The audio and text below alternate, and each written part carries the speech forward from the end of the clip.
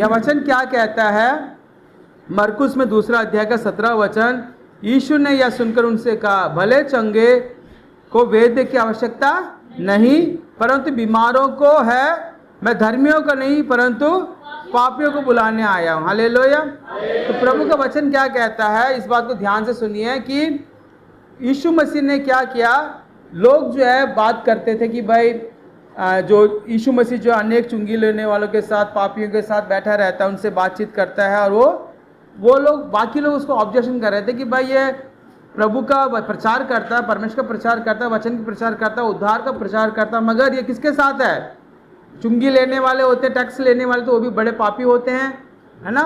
उसके बाद जो पापी लोग जो पाप में लिप्त होते हैं, उनके साथ यीशु मसीह बैठकर क्या कर रहा है? उनसे बातें कर रहा है। अब जब वो एक सवाल उठाते हैं तो क्या कहता है कि यीशु ने यह सुनकर उनसे कहा, भले चंगे को वैद्य की जरूरत नहीं होती है, मगर जो बीमार होते हैं उनको ही डॉक्टर की जरूरत होती है। मैं धर्मियों को नहीं मगर पापियों को उद्धार करने इस दुनिया में आया हूँ। हालेलुया।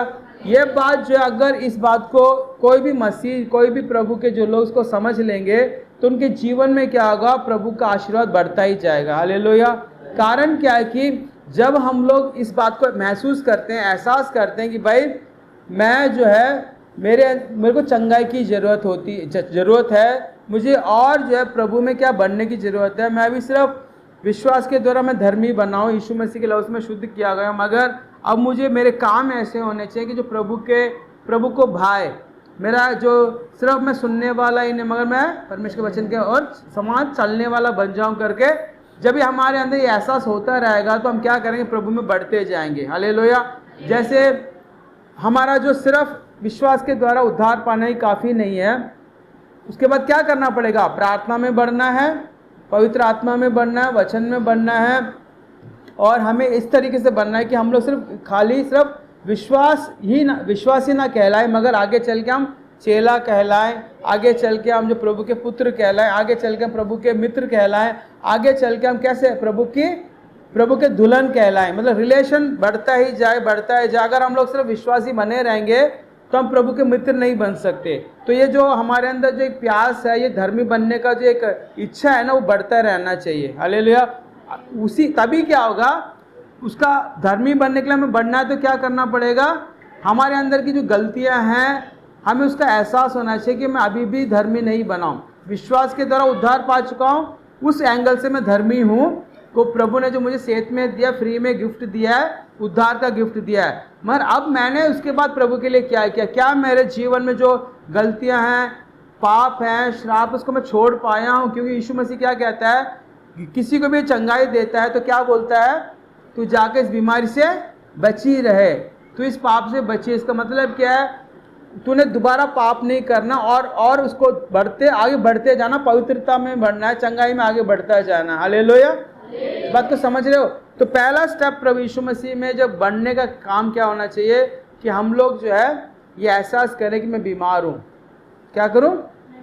बीमार मतलब वो बीमारी वाला नहीं, जो आत्मिक बीमारी भी होती है, प्राणों की बीमारी भी होती है। अगर हमारे मेंटली बीमारी है, सोच विचार में बीमारी है, या फिर हमारे जो है भावनाओं में बीमारी है, गुस्सा आने की बीमारी है, जल्दी टेंशन होने की बीमारी है, तो ये सारी बीमारियाँ आत्मिक बीमारियाँ हैं, से शारीरिक बीमारियाँ नहीं हैं। जब इस बात को मैं एहसास होता है कि मैं इस चीज़ से पीड़ित हूँ, इस चीज़ से मैं बीमार हूँ, तो तब प्रभु उसमें से चंगाई देगा। इसलिए जब हम कई बार क्या कहते हैं, कई गीत जो प्रभु के लोगों ने लिखा कि आत्मिक चंगाई के बारे में वो गीत गाते हैं, आत्मिक चंगाई के, आत्मा प्राण शरीर की चंगाई की बात करते हैं। हमेशा जो है प्रभु जो है सिर्फ शारीरिक चंगाई के बारे में नहीं बात करता, आत्मिक चंगाई के बारे में बात करता, प्राणों की चंगाई के बारे में बात करता। हालेलुया। तो ये जो है, ये आप इस वचन को अपने मन में रख लीजिए कि भाई यीशु ने क्या कहा? भले चंगे को वैद्य की जरूरत नहीं होता है, ना ही धर्मियों को, मगर मैं धर्मियों को बुलाने नहीं आया हूँ, मगर किसके लिए आया हूँ? पापियों को बुलाने आया हूँ। हालेलुया। अब जो हम रोमियो की पत्री निकालेंगे। रोमियो की पत्री में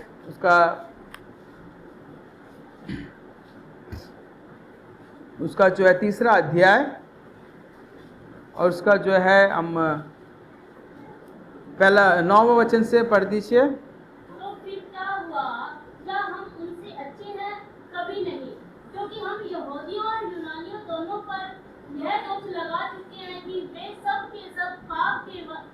में है, ठीक, जैसा लिखा बस है। क्या लिखा है या परमेश्वर का वचन क्या कहता है कि तुम क्या कहें कि यहूदी क्यों ना हो, यूनानी क्यों ना हो, सभी लोग पापी हैं करके ये साबित होता है। क्या है, उनके ऊपर भी क्या है, दोष लग चुका है। वो भी कैसे, वो पाप के वश में है। चाहे यहूदी लोग हों या यूनानी लोग हों, सभी किसमें पीड़ित है, पाप से पीड़ित है। हालेलुया। ये बात हमें समझना चाहिए कि जो इंसान, चाहे यहूदी लोग होंगे या यूनानी लोग होंगे, आप ऐसा बोल दीजिए, यहूदी मतलब जो प्रभु को कई सालों से, मतलब बहुत शुरू से जानते आए हैं, वो लोग भी पाप में फंसे हुए हैं। यूनानी जो अन्य जातियों में से जो प्रभु को नहीं जानते थे शुरू से, मगर वो लोग भी किसमें पीड़ित हैं, पाप से पीड़ित है। मतलब जो प्रभु को जानते थे वो लोग भी पाप में फंसे हुए हैं, और जो प्रभु को नहीं जानते वो लोग भी पाप में फंसे हुए हैं। इस बात को समझ रहे हो? जो पाप में फंसा हुआ है उसको छुटकारे की जरूरत है। जैसे प्रभु यीशु मसीह ने कहा कि मैं धर्मियों को बुलाने नहीं आया हूं, मैं पापियों को उद्धार करने आया हूं, उनको बुलाने आया हूं। उसका मतलब जो कोई प्रभु के जानने वाले और नहीं जानने वाले सभी के जीवन में पाप का इफेक्ट हो सकता है। पहली बात हमें समझने की जरूरत है कि अगर मुझे चंगाई चाहिए, मुझे आशीर्वाद चाहिए, मुझे छुटकारा चाहिए, तो मेरे को ये एहसास करना पड़ेगा कि मैं भी एक पापी हूं। हालेलुया। मतलब सारा पाप मैंने कि ये एहसास नहीं, आपके जीवन के जो छोटे छोटे गलतियां भी है ना, वो आपको पता होना चाहिए। मैं बोल रहा हूँ प्रभु में बढ़ने का जरिया क्या है, तो प्रभु में आत्मिकता में हम बढ़ेंगे। कैसे बढ़ेंगे? जितना हम अपने कमियों को दूर करते रहेंगे उतना हम पवित्र बनेंगे। ठीक है ना? प्रभु के पास आए, हमने पापी करके हमने अपनाया उसको, और हमने क्या किया, उद्धार पा लिया। मगर कई लोग ऐसे भी हैं जो अपने को पापी नहीं समझते हैं। ठीक है, अगर अभी हम लोग जो है यीशु मसीह के नाम से हमने उद्धार पा लिया, अगर अचानक हम किसी को बोलेगा तुम पापी हो, तो हम बोलेंगे हम पापी हैं। मगर सच्चाई क्या है कि हमारे अंदर भी कमियां हैं। वचन क्या कहता है? जो कोई कहता है कि मैंने पाप नहीं किया वो झूठ बोलता है, यूहन्ना में लिखा हुआ है। इसका मतलब क्या है? हमारे अंदर पाप का एहसास होगा तो हम और पवित्र बनते जाने के लिए हम कोशिश करते रहेंगे। और सच्चाई ये भी है कि हम लोग पूर्ण लोग नहीं हैं, हम लोग अभी भी अधूरे लोग हैं। प्रभु में पवित्रता के लिए हम बढ़ रहे हैं। हालेलुया। अब पहला बात जो पौलुस जो रोमियो के कलीसिया के लिए क्या कह रहा है, सबसे पहले एक उद्धार के लिए क्या चाहिए? मैं आपसे सवाल कर रहा हूँ, अगर एक इंसान को उद्धार चाहिए, पापों से मुक्ति चाहिए, सबसे पहले उसको ये एहसास होना चाहिए वो पापी है करके। ठीक है, आप में से कितने लोग हैं, मैं भी हूँ, हमें जब एहसास हुआ कि मैं पापी हूँ, तभी हमने उद्धार के लिए प्रभु से विश्वास किया या रोया या हमने माफ़ी मांगा। हालेलुया। सबसे पहले हमें क्या हुआ कि जब हमने मैं पापी हूँ करके एहसास हुआ ना, तब हमने उद्धार के लिए प्रार्थना की। सेम ऐसे अभी हमें ये एहसास होगा कि मैं अभी भी प्रभु में मेरे को बढ़ना है, वो एहसास होगा तभी हम बढ़ेंगे। अगर हमें एहसास नहीं होगा यार जैसा चल रहा है वैसे चलने दो, तो हम कभी प्रभु में आगे नहीं बढ़ेंगे। हमारी गलतियां जो प्रभु के सामने गलतियां हैं, मगर हम उसको बदल नहीं पा रहे। कारण क्या है? क्योंकि हमें ये एहसास नहीं हो रहा कि मैं गलत हूँ करके। हमें पता जरूर है गलत है, मगर हमने ये एहसास नहीं किया, महसूस नहीं किया, इसलिए हम उस चीज़ से छुटकारा नहीं पा रहे। हालेलुया। हालेलुया। मेरी बात को समझ रहे हो ना? एक इंसान को उद्धार के लिए क्या जरूरत है? सबसे पहले वो ये एहसास करे कि वो पापी है। तो यहीं जो है अनेक लोग फेल हो जाते हैं। आप कितना भी सुसमाचार सुनाते हो ना, उस बात को हम उसको समझा नहीं पाते कि सब लोगों ने पाप किया करके। तो कई बार आपने देखा होगा कि मैं इस बात को आपको समझाना चाहता हूँ कि जो कई बार हमारे जीवन में गलतियां होती हैं, हमारे जीवन में कमियां हैं। हालेलुया। जब हम अपनी कमियों को समझेंगे तब उस कमियों को छोड़कर हम आगे बढ़ेंगे। हालेलुया। जब प्रचार में हमारी कमियों को गिनाया जाता है तो हमें उसे बुरा नहीं मानना चाहिए, जबकि ये कहना चाहिए यार हमारे जिनमें कमियां हैं तो इसलिए गिनाया जा रहा है कि उस कमियों से हमें छोड़कर आगे बढ़ जाना। ये प्रभु का वचन यही कहता है कि हम लोग पूर्ण नहीं है ना, हम लोग पवित्र लोग नहीं है, मगर पवित्र करने के लिए प्रभु हमारे जीवन में प्रोसेस करता है कि भाई तुम्हारे अंदर कमियां हैं, इसको महसूस करो। पता हमें है, मगर उसको छोड़ने के लिए जो एक एहसास चाहिए, जो हमारे अंदर जो एक परिपक्वता चाहिए, वो हम देख नहीं पा रहा है। समझ इस बात को? अगर हम देखेंगे यो रोमी में 2 अध्याय का 13 वचन क्या कहता है, इसी पेज में,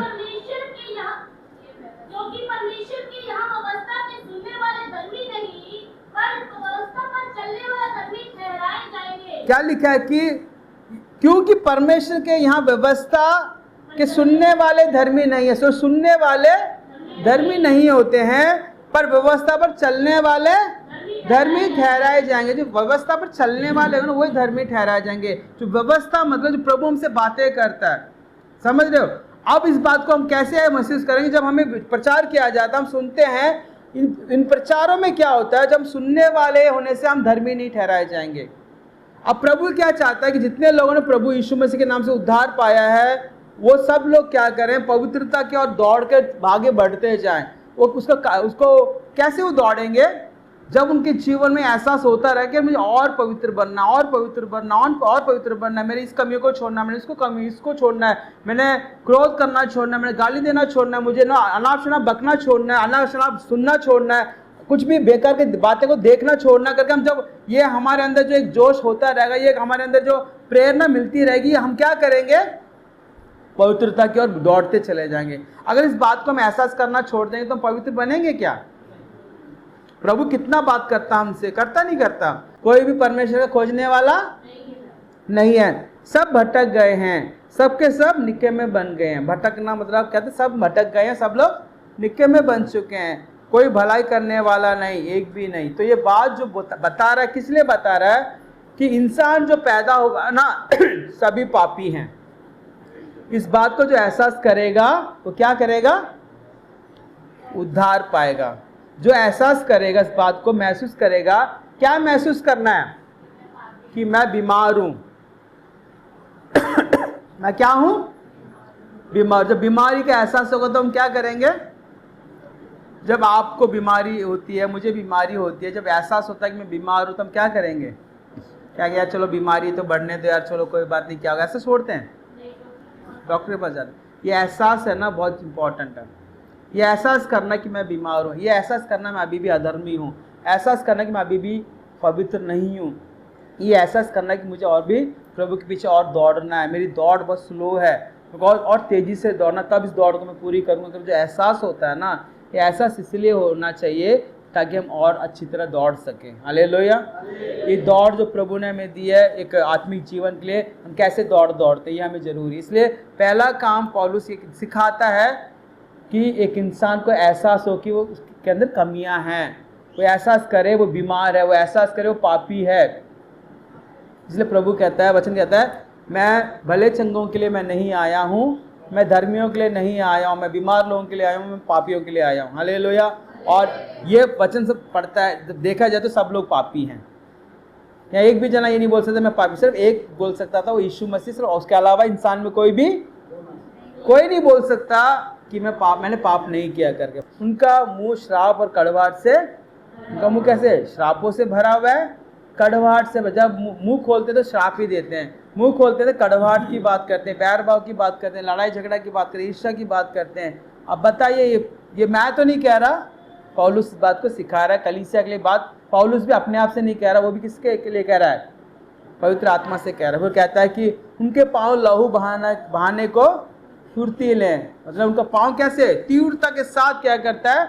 दूसरों को नुकसान पहुंचाने के लिए, खून करने के लिए, लहू बहाने के लिए फुर्ती करता है। उनके मार्गों में नाश और क्लेश है, उन्होंने कुशल का मार्ग नहीं जाना है, उनकी आंखों के सामने परमेश्वर का भय नहीं है। मतलब कह रहा है कि परमेश्वर का भय नहीं है। भाई क्या होगा?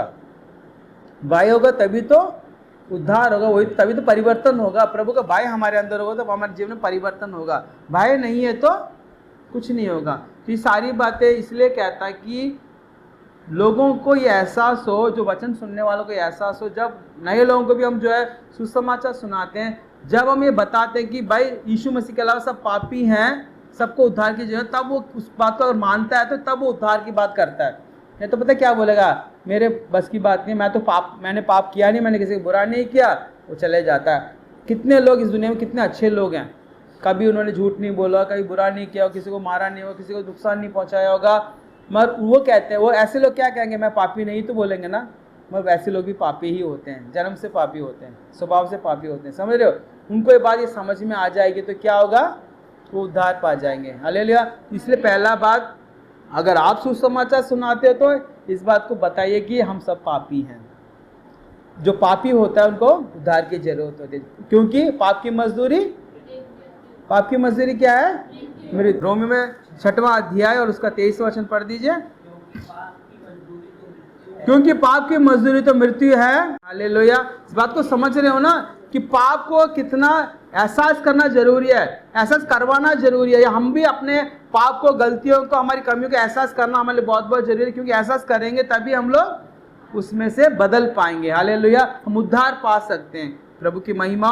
फिर ये सारा करने के बाद वो कहता है कि 20वां वचन, रोमियो में 3 अध्याय का 20वां वचन, क्योंकि व्यवस्था के कामों में कोई प्राणी उसके सामने धर्मी नहीं ठहरता, इसलिए कि व्यवस्था के द्वारा पाप की पहचान होती है। व्यवस्था के द्वारा कोई भी प्रभु के सामने क्या नहीं कर सकता?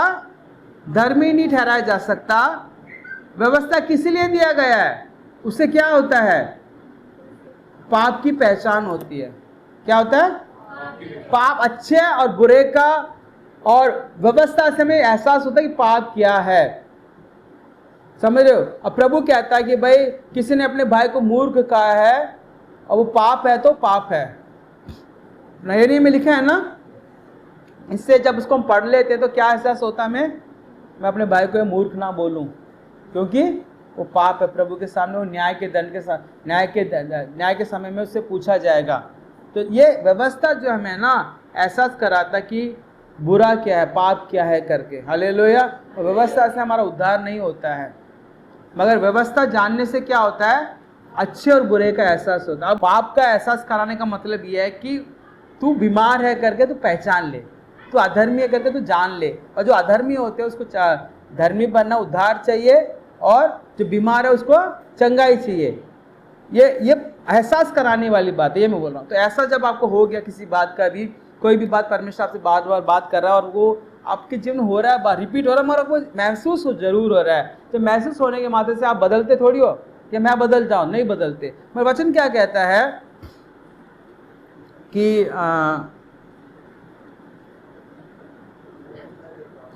आप इसी में जो है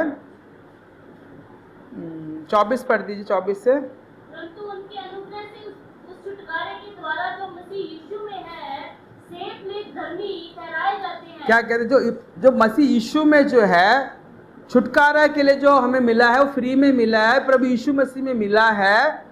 वो धर्मी ठहराए जाने के लिए, वो परमेश्वर यीशु मसीह धर्मी है, और जो उसके पास उसको धर्मी ठहराने के लिए उसको फ्री में मिला। अगर आपके पास जो है, आपको एहसास होता है कि आप पापी हैं, आपको एहसास होता है कि मैंने गलतियां की हैं, आपको एहसास होता है कि मैं बीमार हूं, तो उसको एक चंगाई मिलती है। कैसी मिलती है? वो फ्री में मिलती है। मसीह यीशु में वो छुटकारा के लिए हमें फ्री में मिलता है, वो सेठ में मिलता है, प्रभु यीशु मसीह में मिलता है। आगे पढ़िए। परमेश्वर ने उसके लहू के कारण एक ऐसा प्रायश्चित ठहराया है जो विश्वास करने के कार्यकारी होता है। क्या लिखा है? अब असली बात क्या है? हमें एहसास करने मात्र से हमारा उद्धार नहीं होता है। हमारे प्रभु यीशु मसीह में एक फ्री में गिफ्ट मिला है। वो क्या गिफ्ट मिला है कि प्रभु जो परमेश्वर ने क्या किया, यीशु के उस लहू है ना, जो वो कारण है कार्यकारी के लिए, एक्टिवेट है। तो यीशु मसीह का लहू जो है हमें उद्धार देने के लिए, हमें चंगाई देने के लिए, हमें स्वस्थ करने के लिए, हमें धर्मी बनाने के लिए यीशु मसीह का लहू जो है ना एक्टिवेट होता है। कैसे? हम विश्वास करने की वजह से। जब हम विश्वास करते हैं प्रभु यीशु मसीह के ऊपर, यीशु का लहू एक्टिवेट होता है। फिर वो हमें क्या करता है? एक सेठ में गिफ्ट मिलता है, उसके द्वारा हम धर्मी बनाए जाते हैं। Hallelujah, hallelujah. जब एक इंसान धर्मी ठहराया जाता है, धर्मी बन जाता है, तो वो पाप दोबारा से उसको परेशान नहीं कर सकती है। मगर शैतान उस पाप को बार बार याद जरूर दिलवा सकता है। आपने कोई गलती की है, पाप किया है, और आपको प्रभु से दूर करने के लिए आप दोबारा पाप नहीं कर रहे हो, मगर शैतान बार बार उस पाप को याद दिलाता रहेगा, तूने ये पाप किया, ये पाप किया, ये पाप किया करके। इसका मतलब क्या? उस एहसास से हम निकल नहीं पाएंगे, और निकल नहीं पाएंगे तो हम उद्धार का जो आनंद होता है, खुशी होता है, हम नहीं पा सकते। जब कभी, इसलिए प्रभु कहता है जो प्रभु के सामने जो अपने पापों को मान लेता है और छोड़ भी देता है, उस पर अनुग्रह किया जाएगा। हालेलुया। बात समझ रहे हो ना इस बात को? फिर वो कहता है कि और यीशु मसीह का क्या लहू क्या हो जाता है हमारे प्रायश्चित के लिए, और जो विश्वास के द्वारा हम जो करते हैं उसका लहू एक्टिवेट हो जाता है। हालेलुया। जो पश्चाताप करता, अब आपके जीवन में एक एहसास हो गया कि यार मैंने जो है पाप किया है, सिर्फ सोचने मात्र से हमारा उद्धार नहीं होता है। अब उस पाप के लिए पश्चाताप कर रहे हैं, यार मैं पापी हूँ, पश्चाताप हो रहा है। पश्चाताप करने के बाद हम ये कहते हैं प्रभु यीशु मसीह का लहू जो है के ऊपर मैं विश्वास करता हूँ कि वो मेरा उद्धार करेगा। तब ऐसे कहने से वो जो लहू का सामर्थ्य जो एक्टिवेट होता है, यीशु का लहू में बहुत सामर्थ्य है। पूरे दुनिया के पापों के लिए यीशु मसीह मरा, पर सबने उद्धार क्यों नहीं पाया? क्योंकि यीशु का लहू को उन्होंने अपने जीवन में एक्टिवेट नहीं किया है। Hallelujah, hallelujah. जितना भी अब मोबाइल हमारे पास है, कोई हम ऐप इंस्टॉल करते हैं, सब कुछ करें, जब तक उसको एक्टिवेट नहीं करेंगे तो वो तब तक वो क्या ऐप चलेगा क्या? एक्टिवेट मतलब कार्यकारी। तो ये लिखा है कि यीशु का लहू जो है हमारे प्रायश्चित के लिए कार्यकारी होता है हमारे विश्वास के द्वारा। हालेलुया। इसलिए अनेक लोग उसको एक्टिवेट नहीं करते अपने जीवन में, इसलिए उनके जीवन में वो बंधन बंधा ही रहता है और उससे छुटकारा नहीं पा सकते। यीशु का लहू छुटकारा देता है। हालेलुया। अब वो कहता है कि जो पहले पाप किए गए और जिन पर परमेश्वर ने अपनी सहनशीलता के कारण ध्यान नहीं दिया, उनके विषय में अपनी धार्मिकता प्रकट करे। जो हमारा जो हमने पाप किया है, पाप के जो मजदूरी मृत्यु, हमें मृत्यु नहीं मिली, हम अगर प्रभु बहुत धीरज के साथ हमें क्या करता है, सहनशीलता के साथ वेट कर रहा है कि यार चलो ये अब बदल जाएगा, अब बदल जाएगा, अब बदल जाएगा करके, ठीक है। और जब हम हमारे जीवन में प्रभु के लहू के द्वारा जो है हम उद्धार पा लेते हैं, तो क्या होता है, ताकि परमेश्वर की धार्मिकता हमारे द्वारा प्रकट हो।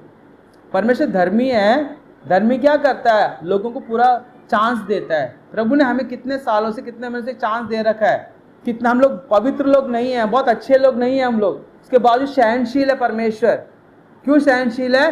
ताकि एक समय ऐसा आएगा कि हम उसको एहसास करेंगे, हम उससे छुटकारा पाएंगे और हमारे द्वारा परमेश्वर की धार्मिकता प्रकट होने के लिए, हालेलुया, प्रभु का प्रेम प्रकट होने के लिए। समझ इस बात को। तो ये आप कहता है, उसके नीचे आप पढ़ दीजिए 26 का, वरन इसी समय उसकी धार्मिकता प्रकट हो और जिससे वह आप ही धर्मी ठहरे और जो यीशु पर विश्वास करे उसको अभी धर्मी ठहराना वाला हो। क्योंकि हमारे विश्वास परमेश्वर भी धर्मी ठहराया जाता हो, तो धर्मी तो है ही है। उसके बाद जो प्रभु पर विश्वास करते हैं वो लोग भी क्या किया जाए, धर्मी ठहराए जाएं। Hallelujah, hallelujah.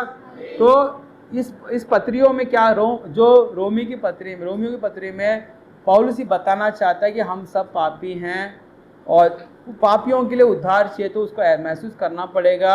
उसके बाद यीशु मसीह के लहू से हमारा उद्धार होता है। Hallelujah, hallelujah. अनेक बार यीशु के लहू को भी हम अपने जीवन में क्या करते हैं, मान लेते हैं। कितने लोग ऐसे हैं, वो पापी भी मानते हैं अपने आप को, प्रायश्चित भी करते हैं, यीशु के लहू का अपने जीवन में कहते, बार बार बोलते यीशु के लहू की जय, यीशु के लहू की जय करके बोलते रहते हैं।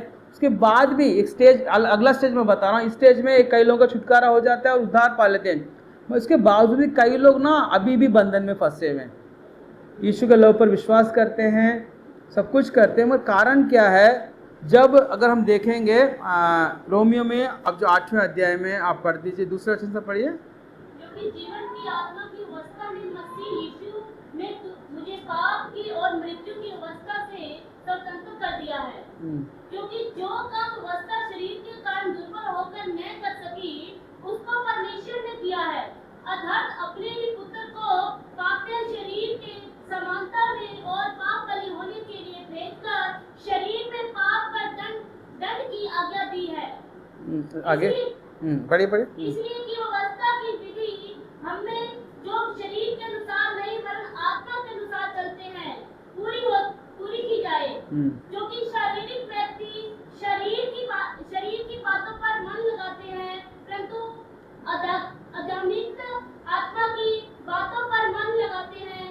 शरीर पर मन लगाना तो मृत्यु है, परंतु आत्मा पर मन लगाना जीवन और शांति है। क्योंकि शरीर पर मन लगाना तो परमेश्वर से बैर रखना है, क्योंकि न तो परमेश्वर की व्यवस्था के अधीन है और न हो सकता है।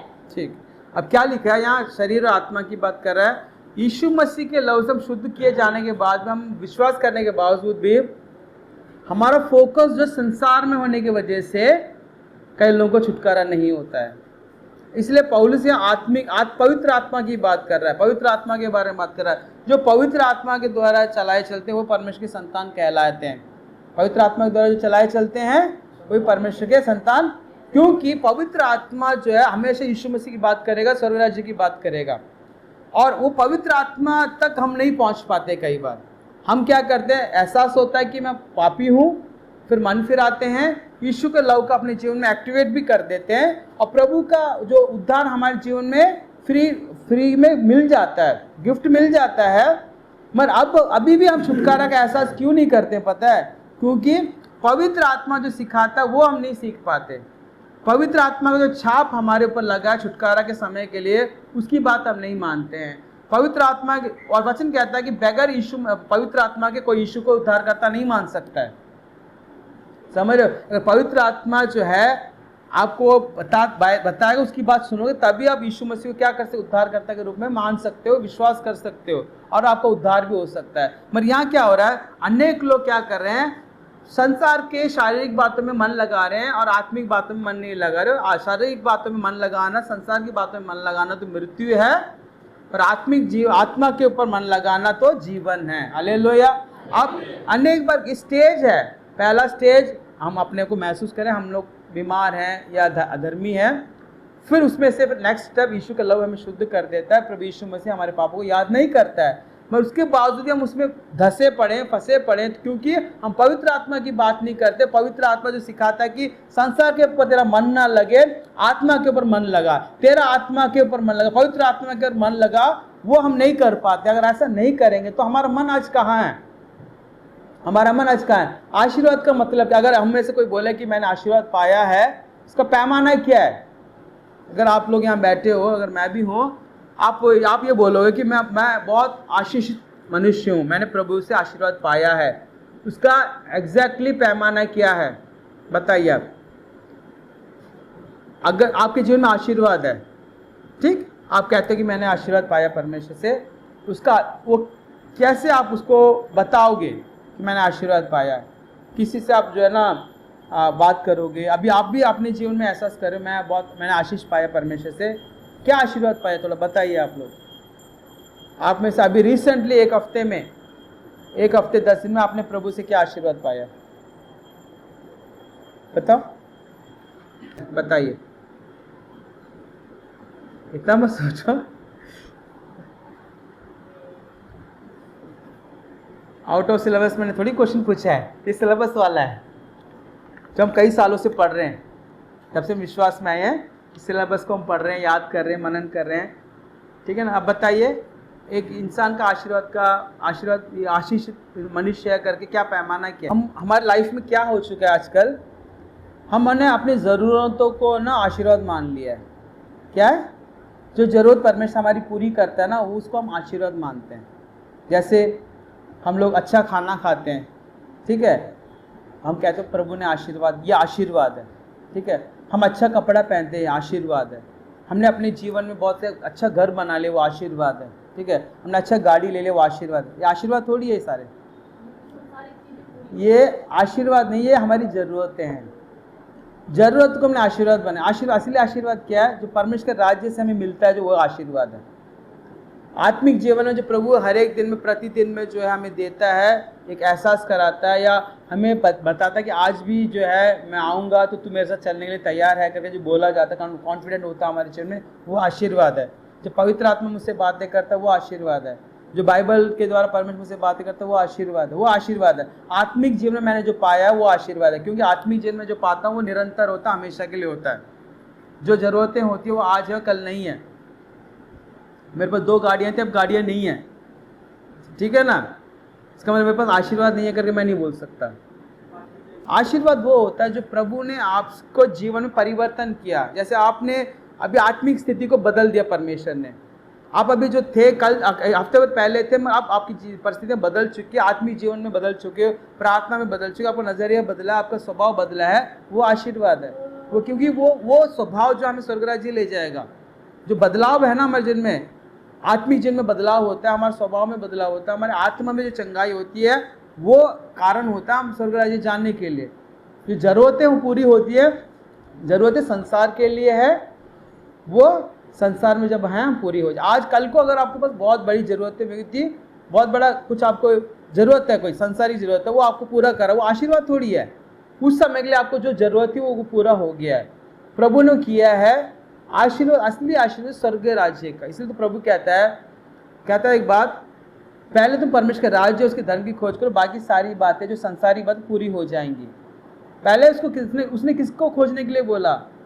स्वर्ग राज्य के बारे में। वो आशीर्वाद है, ये जरूरत है, अपने आप से पूरी हो जाएंगे। तो इसी फर्क हमें पता होना चाहिए, ये हमारे लिए बहुत है। मगर अभी क्या होता है, ये हमने कहा कि पवित्र आत्मा के द्वारा जब हमें एक छुटकारा मिलता है, वो हमारे लिए जो 3 अनेक स्टेज हैं, इसमें 3 स्टेज की बात मैं कर रहा हूँ। पहला स्टेज, हम ये एहसास करें कि मैं कहाँ खड़ा हूँ। आज भी हम आत्मिक जीवन के बारे में नहीं जानते हैं।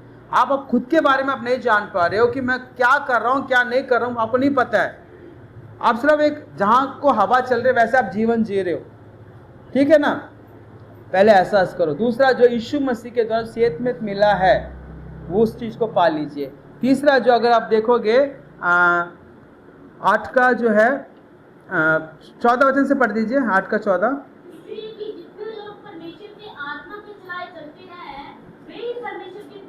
क्या लिखे? साफ साफ, जितने लोग परमेश्वर के आत्मा के द्वारा चलाए चलते हैं वही परमेश्वर के पुत्र हैं। पुत्र मतलब पुत्र और पुत्री हैं, ठीक है, उनकी संतान है। हालेलुया। जितने लोग पवित्र आत्मा के द्वारा चलाए चलते हैं, आप और मैं, जितने हम में से कितने लोग प्रभु के आत्मा के द्वारा चलाए चलते हैं, वही परमेश्वर के बच्चे हैं। अब उद्धार पा लिया, यीशु का लव हमारे ऊपर है, हमें माफ़ी मिल गई, हमें एक आशीष मिल गया। मगर वो लीड करने वाला को ना पवित्र आत्मा है। हम पवित्र आत्मा को इग्नोर करते हैं, पवित्र आत्मा को हम लोग ना ज़्यादा महत्व नहीं देते, क्योंकि उसके बारे में स्टडी नहीं करते, बाइबल में पढ़ते नहीं है। हम जो उसके अपने आप को समर्पण नहीं करते, वो प्रभु पवित्र आत्मा भी एक प्रभु है, परमेश्वर का एक रूप है करके हम उस चीज़ को इम्पोर्टेंट नहीं देते हैं। ऐसे करने से कैसे हम पवित्र आत्मा के द्वारा चलाए चलते हैं? मगर वचन साफ साफ कहता है, जितने लोग पवित्र आत्मा के द्वारा चलाए चलते वही परमेश्वर के पुत्र कहलाते। और नीचे, क्योंकि तुमको दासत्व की आत्मा नहीं मिली कि फिर भयभीत हो, परंतु लेपालपन की आत्मा मिली है, जिससे हम हे अब्बा, हे पिता कहकर पुकारते हैं। आत्मा आप ही हमारी आत्मा के साथ गवाही देता है कि हम परमेश्वर की संतान हैं। क्या लिखा है कि हमें जो है ना डर की आत्मा, लेपालकपन की आत्मा मिली है, जो अब्बा पिता करके पुकारते हैं।